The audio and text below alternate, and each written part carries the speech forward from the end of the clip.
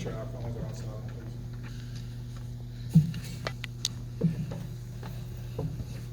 please. All right. You good? Yeah. All right. Good evening, good night, everyone. Thank you for your patience. Obviously, draft's always a long night. We're wrapping up a couple things, hopefully for your benefit, so I can talk about some more. So, first, just want to thank my front office.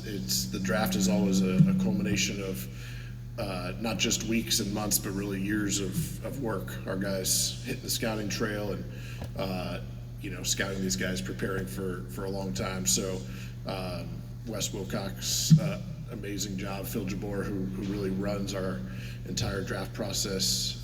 Paul Johnson, the rest of our scouting department, our analytics group. Unbelievable job by those guys. Obviously going into the night, a little different position than last year, which is a good thing. And I hope a lot of that in the future. I think the same thing that we're always looking to do, which is use the draft free agency trades. Obviously, this is one of those three to improve our team, and we're always going to be, aggressive yet disciplined when the time comes, and continue to help us by adding players and adding avenues that we can improve the team. Tonight, obviously, an important step there. A couple things I'm going to read so I don't get in trouble with the league. As part of a deal to be finalized later, the Kings are trading to the Mavericks the draft rights to Olivier Maxence Prosper, the 24th pick. Per league rules, I am not allowed to say anything more. We've also agreed in principle to acquire the draft rights to the 34th pick, Colby Jones. The trade is not yet final, but I can talk about Colby, who was obviously a productive and smart utility player, a defender, a two-way player, somebody that we're really excited to add to the culture that Mike, myself, and the rest of us are building here. Really a winner. Won almost 2/3 of his games at Xavier. So we're excited to bring him in. Also excited to welcome Jalen Slauson to the Kings. Jalen was the SoCon Player of the Year this year, Defensive Player of the Year, I believe 2 years ago. So excited to bring those two guys into our organization. With that, I'll take questions.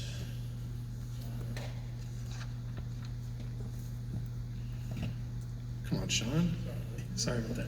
I guess, what can you tell us about just the draft overall? Maybe the vibe in that room, obviously a busy day for you guys, probably on the phone. Just how can you kind of sum up the day with the activities? It's buzzing, I think for the most part. And then last year we got right into it. We were just trying to figure out who's going to be there at 4. This year we were sitting and waiting. So it was a good feeling, a little slow, and then it just goes crazy, especially in the second round. But the great thing our group does, obviously not just on the evaluation of the players, but all the things that could come up, we're prepared with papers of information, tools. Our group does an incredible job with information across the NBA, which is a huge currency and allows us to move around the board as needed and figure out what's going on, and just to keep track of the picks and who's got what is a Herculean task. They do a great job. So obviously a lot of long nights, weekends leading up to this to be prepared, but the energy of draft night keeps everybody through. I'm sure they'll sleep well tonight. Monty, Jalen, I think he 5th year senior, and Colby, he put in 3 years. What went into those decisions? These guys, they spent a lot of time on the floor, so that means they're going to come in, with a little bit of experience. What went into the decision, to pick up much older guys? Really, we're open to anybody who's proven that they can win and help us win. This year happened to be, 2 guys that have been in college for a few years, but Jalen obviously had a big win in the tournament. I mentioned some of his awards, and a guy who's been able to show it on both ends. And then, Colby is just one of the best two-way players, a winner, And those are the things that we always look for. And we know what Coach Brown, his staff value, what me and my staff value, and especially with guys like Colby, that we have what our scouts love. We got one of our scouts, Greg Stratton, lives in Cincinnati, calls it the Cincinnati-based scouting region, where I don't know, he can touch, I guess with UCLA and USC going, he can touch I don't even know, 100 of the top schools in driving distance. And Xavier's right in his backyard, and he's seen Colby a lot. And Greg's one of the best scouts in this league, and really cool that he was able to see this guy a lot. And then our analytics evaluate him, see all the stuff that he does, all the little things that we pick up on. And when those two things overlap, as we've talked about, makes my job easy.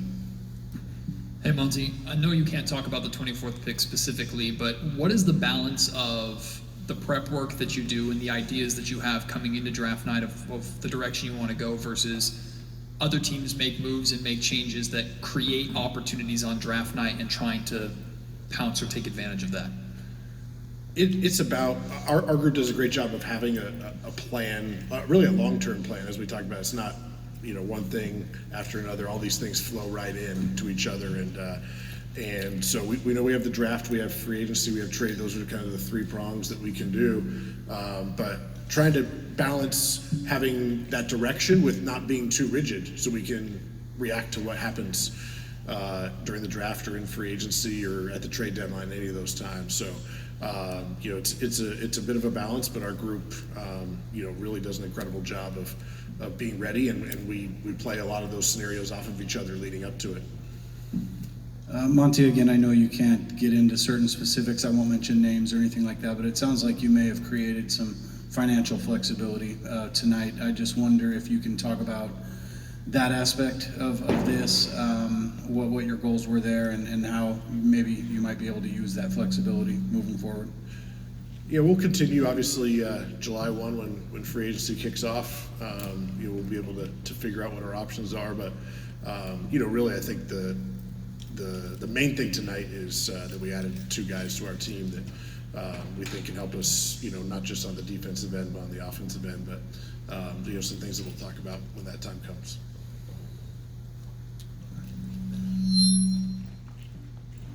Hey, Monty, two questions for you regarding Colby. Just to start, a guy that shot a lot better from three this year than years prior, and not the best free throw numbers. So what gives you confidence that the three-point shooting you saw this year is real with Colby? Our scouts do a great job of, and I mentioned Greg and others who do a bunch of intel work, but Kobe's work ethic and the person that he is, his character, those are the types of things that we like to see for guys as they improve throughout college, and that they'll continue to improve when they get into our situation. But it's all the other stuff that Colby does too. He's got great touch. The shot improved obviously this year, but that he can get in there and make a play with a pass, an offensive rebound on the offensive end, and then defensively can guard, up and down. Probably not a lot of centers, but he's strong, he's big, and he's going to be very versatile on that end as well. But obviously the shooting is a big part of the NBA these days, and we like to see the growth that he's shown. And how much do you value that versatility that he supplies on both ends, playing on and off the ball on both sides of the floor, and how important is that as a connecting piece? Yeah, we've got, as you know, we got two All-NBA guys that we're building around, and so guys that can help them on both ends of the floor. They're going to do, Delmas and Fox are going to do a lot of the heavy lifting for us on the offensive end, but guys that can be connecting pieces, guys that can finish plays, guys that can make the intermediate play, the hockey pass, especially with the offense that Coach Brown and Coach Triano have. We want high IQ guys that can come in here and just figure out a way to contribute no matter who they're on the floor with. Monty, you just mentioned that Delmas is presumably one of the guys you're building around. Where do things stand? There's been a lot of discussion, I guess, about a contract extension with him. Just where do things stand on that front with him? Yeah, Delmas is obviously an incredible player, and we want him here long term. And when the appropriate time comes, we'll be talking to him about those ways to keep him here. And with Colby, Dante DiVincenzo is somebody that onlookers have sort of compared him to. Do you get similar vibes? Is that the type of player that you're looking to acquire? Someone who can add some of those things to your team? Yeah, I think with Colby, there are a lot of guys, especially as you watch the playoffs, the guys that are versatile, that they can do a lot of different things on the floor because you don't know what's going to be thrown at you. And Colby showed that at Xavier through his 3 years, especially this year as he took on an even bigger role. And so I have no doubt that he'll be able to figure that out at the next level.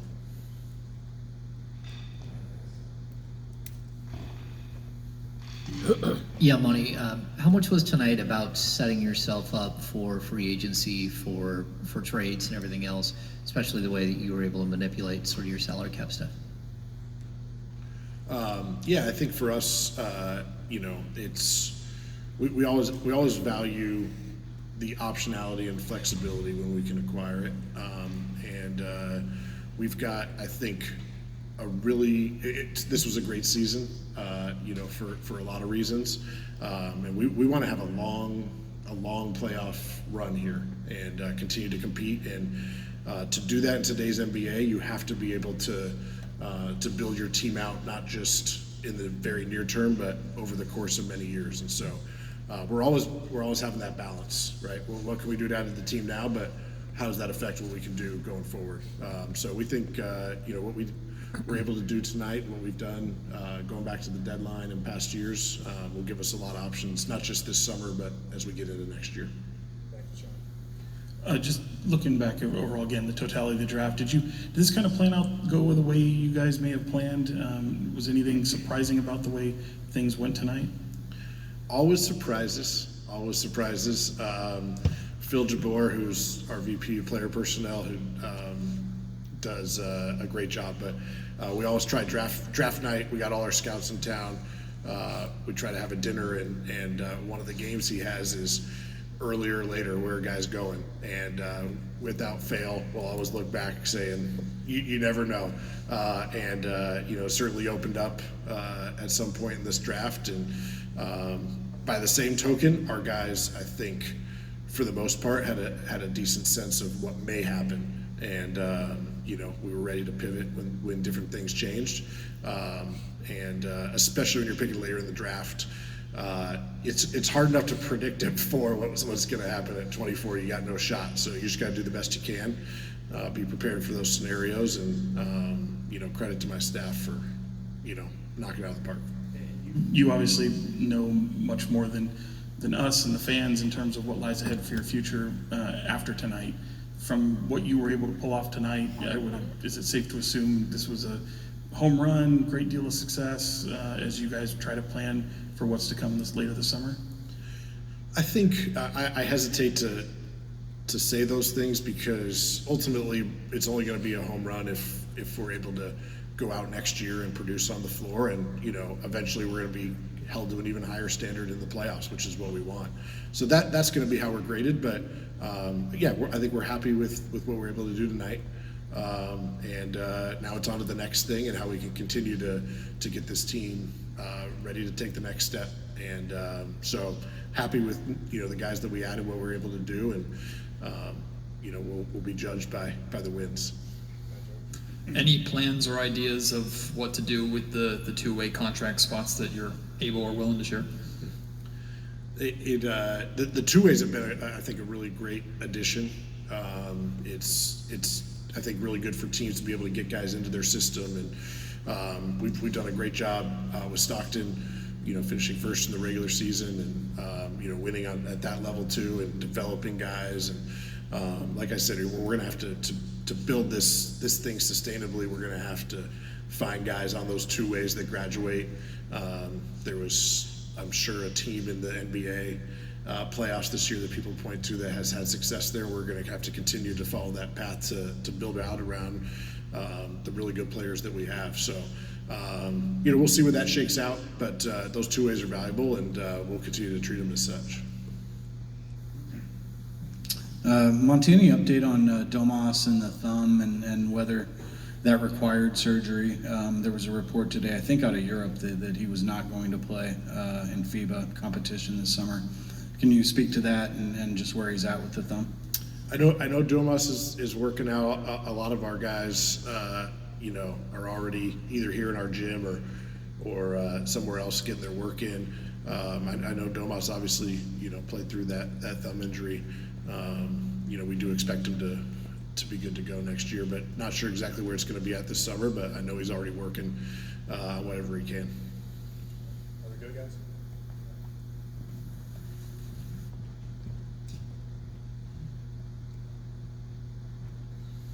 Monty, your first draft, you were number 12, next draft number 9, and then number 4. How much different is it to draft 24, and how much different is it when you have a team that was 3rd in the West, and how does that change sort of your mindset going into draft and free agency? Yeah, it's obviously the pressure and all those things ramp up when you're in the lottery, our group has done an incredible job. The 3 picks that we've had in the lottery have allowed us to build the team that we had this year. The downside of winning so many games is you got to wait a little longer for your pick, but we've seen some really good players in this league,